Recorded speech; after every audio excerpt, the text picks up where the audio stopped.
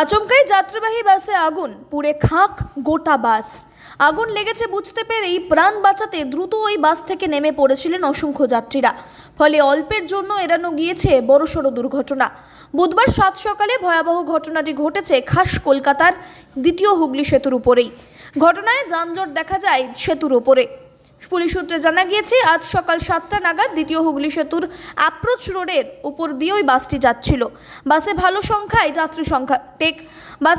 যাত্রী সংখ্যা ছিল। যাত্রীরা খেয়াল করেন বাসের কোনো একটি অংশ দিয়ে কালো ধোঁয়া বেরোতে শুরু করেছে। আতঙ্ক ছড়িয়ে পড়ে যাত্রীদের মধ্যে। এরপরই চালককে বাস থামাতে বলা হয়। চালক গাড়ি থামালে দ্রুত বাস থেকে সেতুর রাস্তাতেই নেমে পড়েন যাত্রীরা। বাস থেকে নামেন চালক ও কন্ডাক্টরও।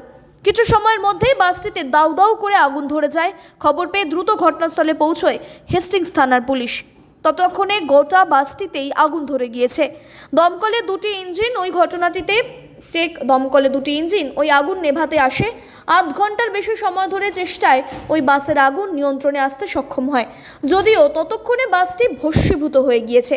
পুলিশ ও দমকলের প্রাথমিক অনুমান অনুযায়ী ইলেকট্রিক্যাল শর্ট সার্কিট থেকেই ওই আগুন লেগেছে। ঘটনার প্রায় পৌনে 1 ঘন্টা সেতুতে হাওড়া ও কলকাতাগামী যানবাহন আটকে পড়ে। যাত্রীরা বড় বিপদ থেকেই রেহাই পেয়েছেন, এমনই মনে করছেন ওয়াকিবহাল মহল।